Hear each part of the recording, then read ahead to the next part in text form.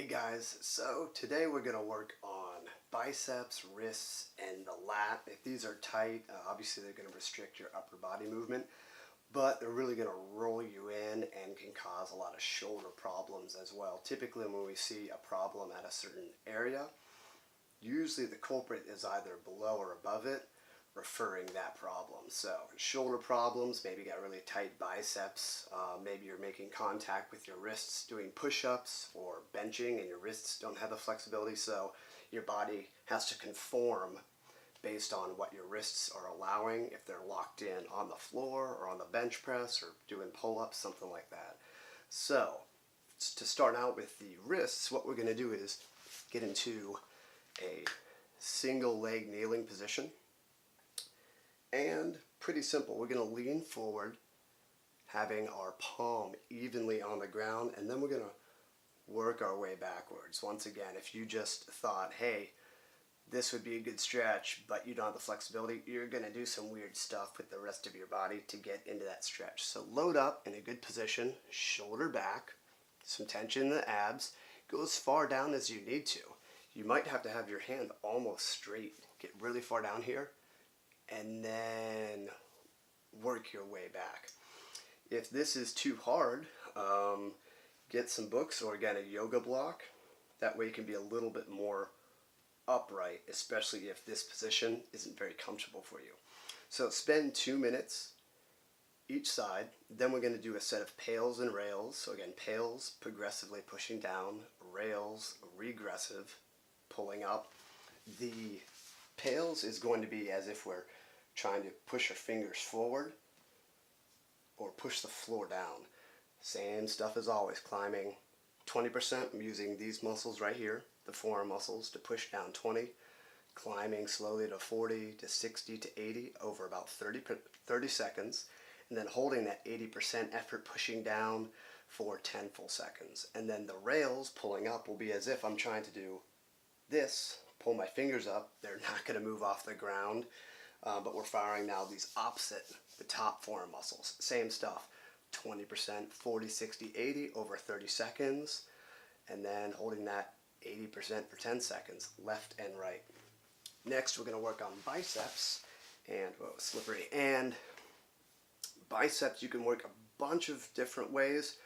We're going to use a wall. Same idea as using the ground here for the wrist.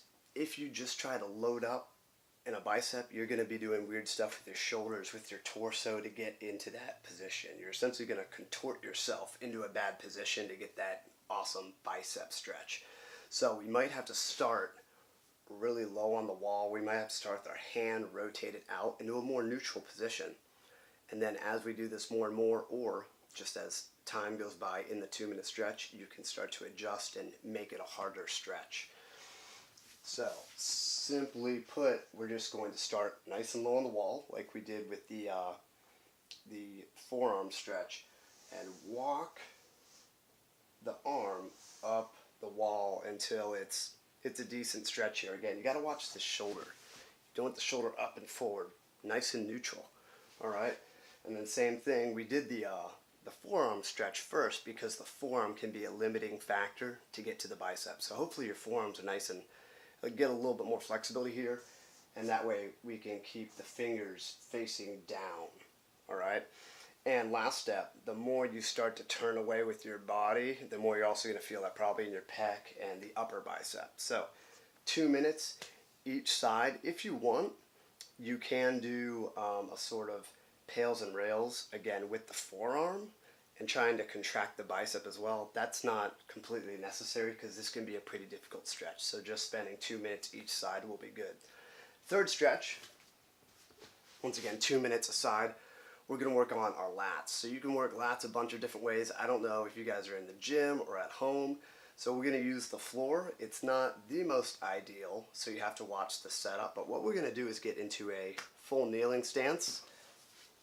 And going with the left arm first, we're going to actively reach out and then start to push the butt back and take the chest towards the ground. And you're going to feel this in the pec, you're going to feel this behind the shoulder. You kind of have to work around to feel the lat. So the best way I can tell you to do it is to almost push sideways and then lean down. All right, so arm up, I'm pushing sideways and then leaning down, almost like you're pushing into that lat. Using the other arm just for some stability here. You can put it wherever you like. All right, and we're just leaning into that lat. From here, we're going to do, again, a pails and rails. So I'm pressing my arm down 20%, 40, 60, 80 over 30 seconds, holding the top set of 80 for 10 seconds. And then the rails is kind of tricky because you're in a really bent over position. We're just trying to turn on these back muscles, the rhomboids, the rear delts, and as if you're trying to lift your hand off the ground. Again, we're at end range, it's not going to move, so same series from 20 to 80%, holding that 80% for 10 seconds, both sides. So it's going to be, let me see here, for 12 minutes just in stretches with the pails and rails. So you can skip the pails and rails if you don't have time, but they're really effective. This might take you upwards of 20 minutes depending on how much rest you take, all right? So a bigger one, but you're probably going to be feeling pretty warmed up and loose after this. Have fun, see you tomorrow.